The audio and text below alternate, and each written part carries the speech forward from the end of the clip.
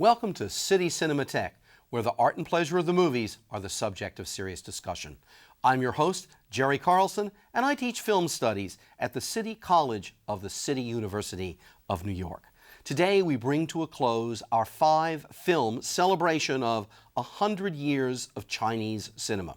Today's film is The Swordsman of Double Flag Town, a martial arts film. But if you're thinking of more recent films like Crouching Tiger, Hidden Dragon, or Hero, don't think again, because this is a film that actually goes back into the traditions we associate with, say, Kurosawa's Yojimbo or the spaghetti westerns of Sergio Leone. There's a lot to talk about this film, about its place in genre, and about its place in Chinese film history. We'll be doing that after today's screening with today's guest. It's a pleasure to have back on City Cinematheque Professor Ying Zhu from the College of Staten Island, an expert on Chinese cinema. Now go into the Chinese West for a Chinese spaghetti western, The Swordsman of Double Flag Town. Welcome back from the dusty frontier of Western China in wherever that was, because it is a kind of mythical space. But we're back from the mythical into the studio. Returning with us to chat about this film is my colleague from CUNY, Professor Ying Zhu from the College of Staten Island. Her scholarly specialties, it should surprise no one, are Chinese film and television industries. She's the author of one book on Chinese film history and is currently editing an anthology on Chinese television with another scholar. Welcome back, Ying. Very nice to be here again. Good, good. Let's start on this film with the kind of production context. Now, this is a film that comes, it's not so old, it's about 15 years old at this point. It comes after China has changed in certain directions in its economic policies, its notions of its place in the world. China is reaching out to be part of globalization. So, what's the Chinese film industry, in the early 1990s, and what's this studio? How is it placed in relationship to that? Yeah, it's a very good question. It's actually right to the heart of this, the whole particular genre we're dealing with. The studio who produced this film is called Xi'an Studio, which is one of the more adventurous studios in China. The studio actually produced quite a few Zhang Yimou's films, including Red Sorghum and The Story of Qiuju and so on. And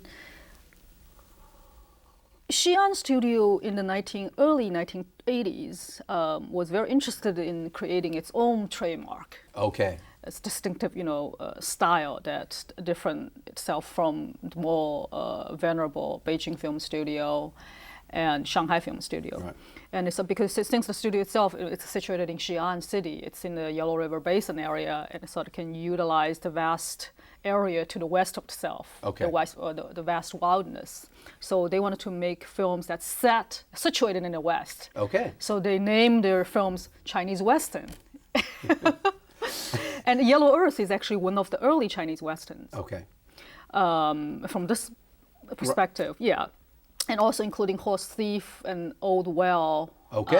All from Xi'an, yes. Very well-known films of that first wave of fifth-generation films that came to really reintroduce Western audiences to the filmmaking from the Chinese mainland. Yeah. Yes, yes. So it's very interesting, but those films they are not really, including some of the later films made in Xi'an in the West, that stylistically, they are not really unified as such. Right. So they're thematically and stylistically diverse. The only thing that unifies them really because they're set in the West. So it has nothing to do with the so-called Western film in Hollywood. Right. Whereas the film we've just seen today is that double sense of being using that landscape, but also referencing a set of genre traditions that globally is associated with the American Western. Right, and He Ping's film, the director who made Swordsman in Double Flag Town, is actually the first real Chinese Western in the sense of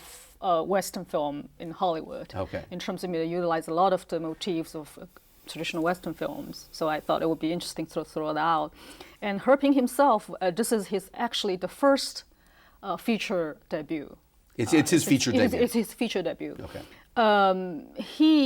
After that, he's a perfectionist. He makes film very slowly. And after that, he only made 3 more films. Another sort of Chinese New Wave style film, Red Firecracker and Green Firecracker in 1994, and another one, Sun Valley, another Chinese Western in 1995. And then in 2000, he actually co-produced with An Li the film Crouching Tiger, Hidden Dragon. Okay. And the film, his latest film was made in 2003.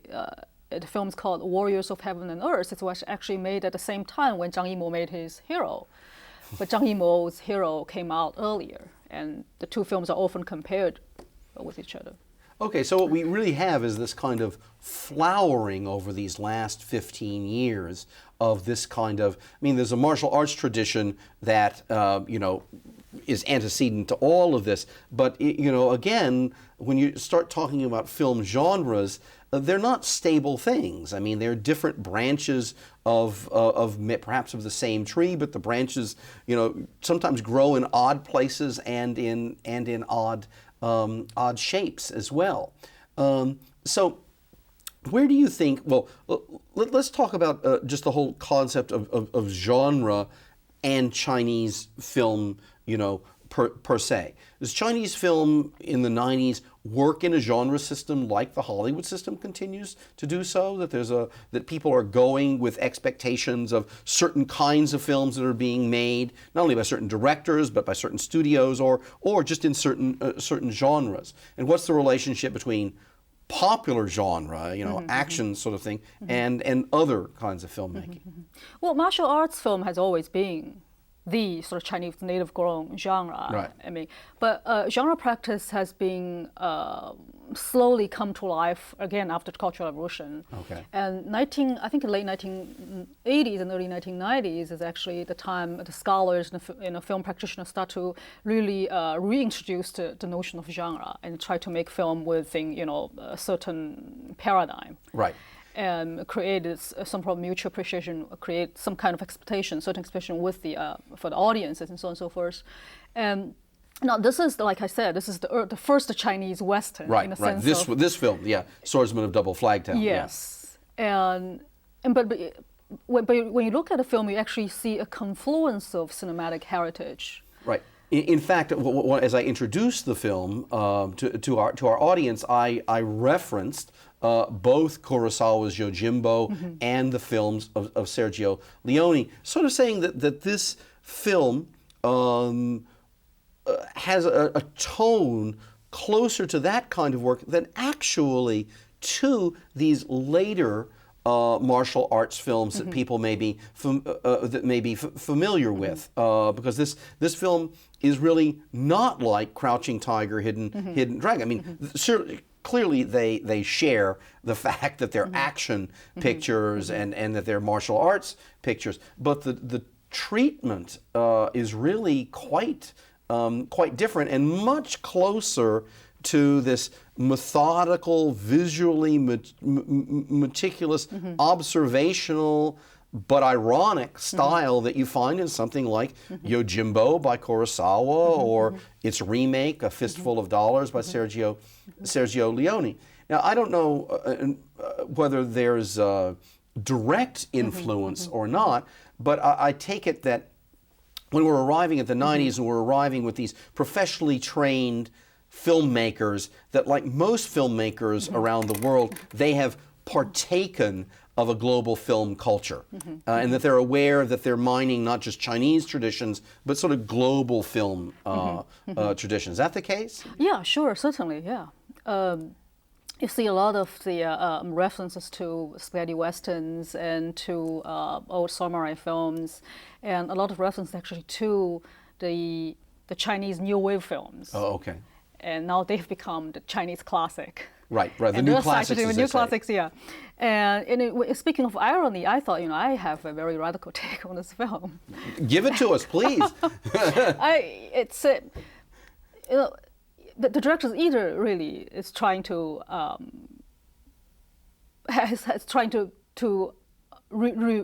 revise the old Western genre, right, or else he really is poking fun at it. Right. And there are several components of it. Well, let's start with the satire of spaghetti westerns, right, or samurai films. So remember the ending, right? So we're sitting there for an hour and a half, just build upon, just waiting, anticipate that the final fight that will really end all fights. Right. And remember what happened?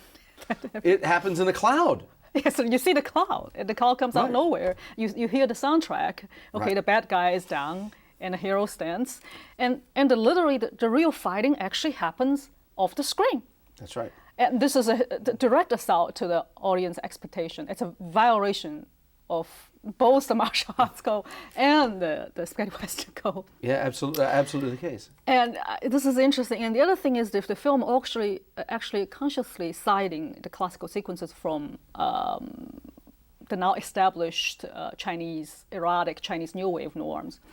Remember the peeping Tom scene? Yes. And that references Chang Yimou's judo, in which there's a whole voyeurism motif. Right. So in judo, the beautiful leading ladies, she's taking a bath in front of the audiences. Right. We're introduced to this erotic bathing scene by the hidden eyes of her secret admirers. Right.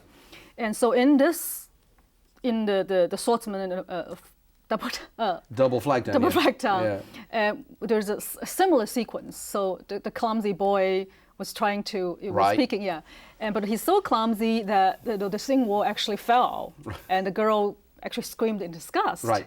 And eroticism is really instantly spoiled. Right. And what turns out is that the boy was actually only trying to figure out whether he was trying to find and check and see if she has the birthmark. Right.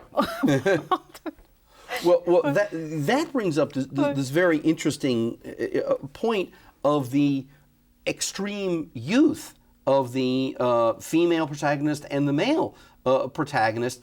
So we're removed. I mean, they're not even advanced adolescents.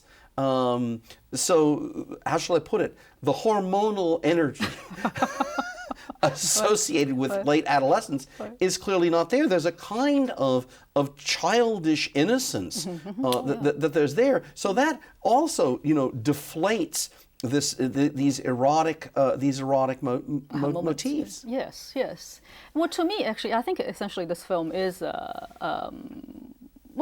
alone that the film really depicted an anti-hero.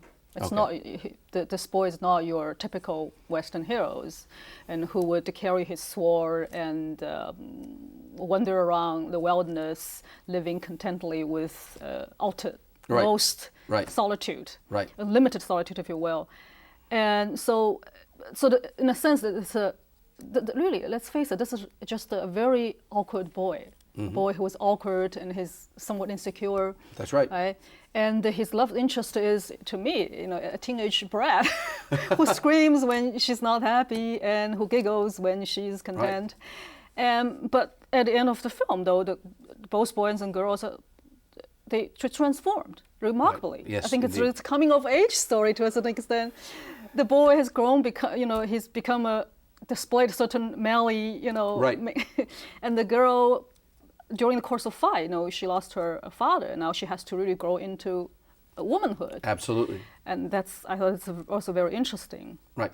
Well, it's also interesting the way in which the film, sets up all kinds of expectations that it deflects or alters, which comes back, to what you were saying a little bit earlier, about this being some kind of satire or commentary about a whole set of international conventions of how heroes work, how heroic tales, certainly how the American Western works.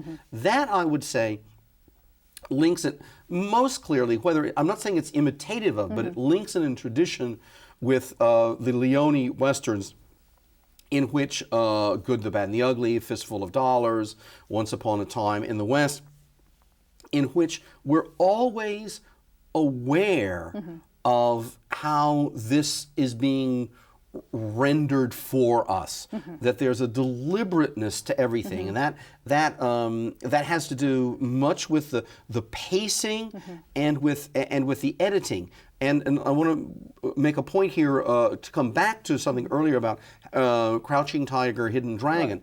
Right. A film like that, or Hero, or House of Flying Daggers, partakes of a very traditional, what I call illusionist cinema, in which we're to be completely immersed in certain aspects of the action. We're, it's the great thing. I mean, it's why, which one of the reasons we go to the cinema. Wow, I'm having a Ford. Yes. I'm doing flips in the this and that. Whereas in the film we saw today, or in the Leone westerns, there's that deliberateness of pacing that keeps you both fascinated. Well, what's going to happen next? Will they do something next?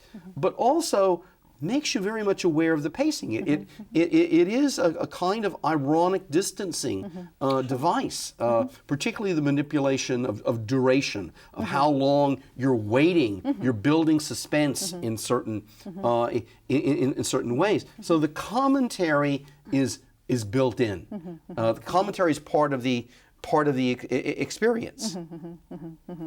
Yeah. Yeah. Yeah, certainly. It's a very good point. In He Ping's film, because all these little references, commentaries are delivered in such a really Solomon fashion. Right. It's almost anti-cinema. You can't see it. Right. And the other thing I wanted to mention is its violation of the martial arts. Okay, let's talk about that. Sure. Yeah. So a typical martial arts film is often marked by a timeless legend and tale centered on literally unmotivated fights. Right. Yes. Yes. And it's almost right. like beads on a chain. One fight to another. Yeah. Right. And they're not motivated. A lot of time they're not motivated. They feel like they wanted to fight. Okay, they stop the plot and they fight. And also another characteristics of martial arts film is the near repetition of events. Yeah. And also a hierarchy of characters, including heroes, his love interest, his rival, and so on, and town people, and so on, and include also very thinly, fragmentally patched in comic reliefs. Right. If you see the Hong Kong martial arts film, a lot of them are tongue-in-cheek. But in this film, it's interesting though, because the fights are not as frequent at all. Not by no means that frequent. You can spend a lot of time waiting for a fight. Exactly. It doesn't happen at the end. Right. It happens off screen. And also, not only it doesn't happen that frequently, it's actually motivated a lot of time. They take a lot of time to establish there will be a fight because of this and that. So that's also very interesting.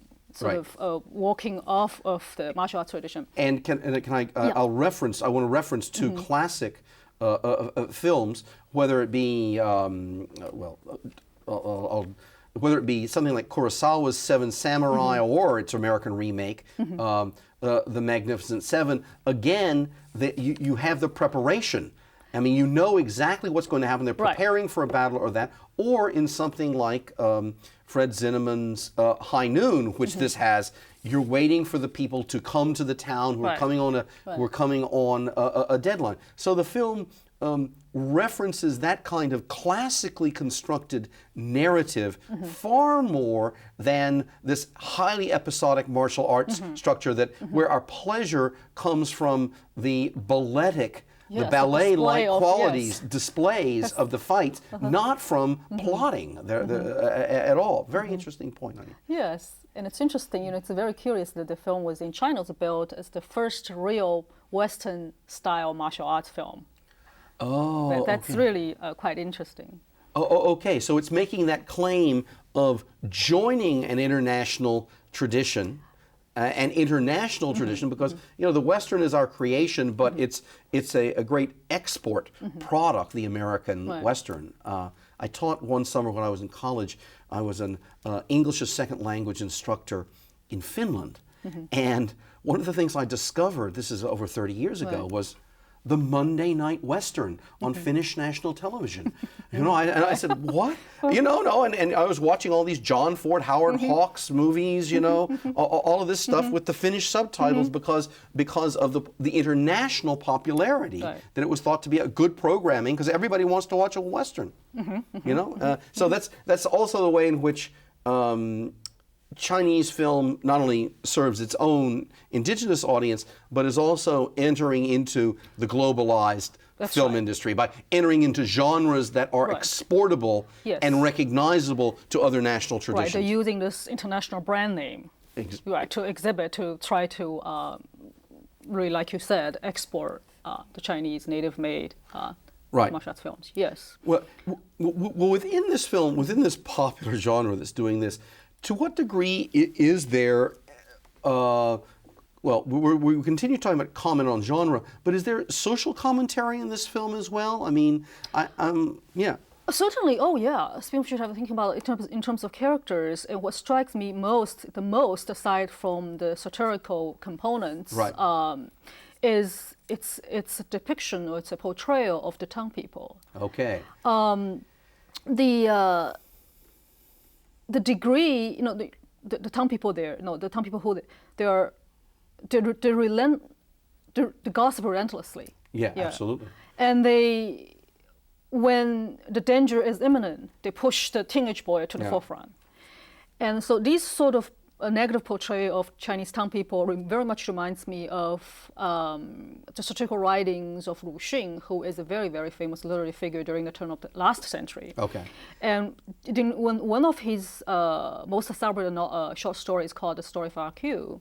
In this story, RQ, the title character, is an everyday Chinese farm boy, a farm laborer, and who experiences a series of humiliation and actually resulted in his accidental execution during the chaotic Republican era. And throughout all these chaos, he's utterly lack of self-awareness. He has no clue what caused this and what's going on.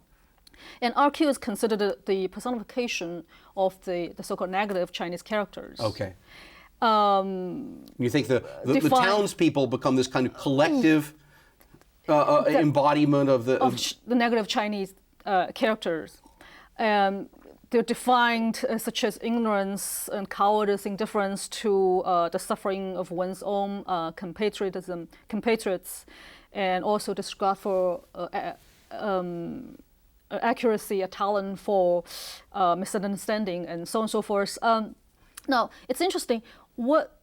In Lu Xun's film, there is a scene where RQ was taken to the execution ground, and it's a short story, right? It's a short story. It's a short story. Yes, taken to the execution ground, and during the town people were gathering around and to watch this. They're waiting to see, as if this is an amusement. Okay. So, without any sympathy whatsoever. And Lu Xun was said to have written this novel based on his own experience in Japan. He studied medicine in Japan for a few years, and he was shown during one of the classes a slide of a Chinese revolutionary actually being executed by the Japanese soldier, with a crowd of Chinese onlookers just watching over with anticipation, excitement, and amusement. Right.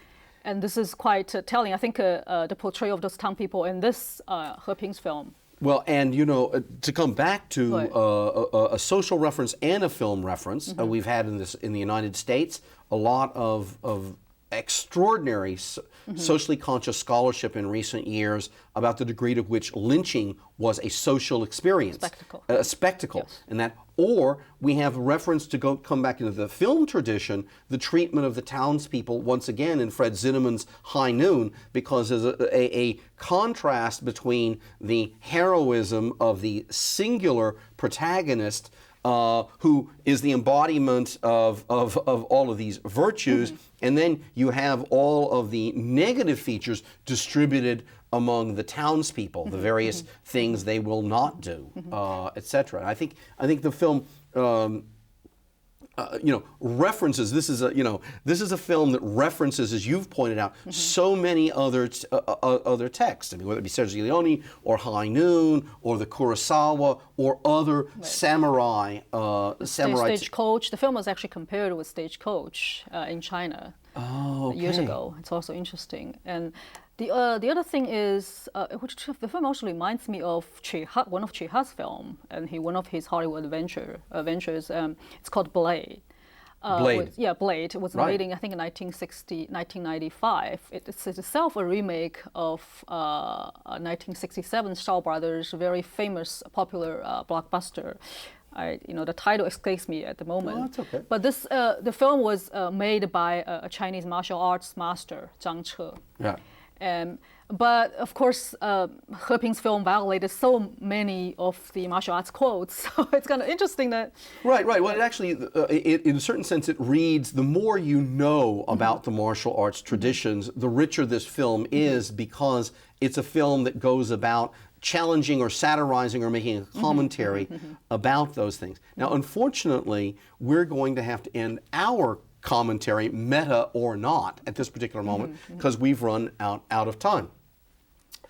If you'd like to know more about City Cinematheque, our upcoming series, or anything else about CUNY TV, there's a way to do so, and it shouldn't surprise you that that's by looking at our website.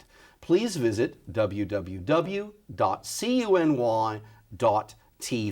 You can click on City Cinematheque or any of our other programs. Again, that address is www.cuny.tv. Ying, pleasure having you back again for your second visit during this series. I want to thank you for all the help you've given me in the organization of this series as well, and I look forward to working together again in the future. Yes, glad to be here. Great. Look forward to. Super. And I hope that you look forward to further episodes of City Cinematheque when we continue to stroll through the archives of film history. In any case, many thanks for joining us today. Bye-bye for now.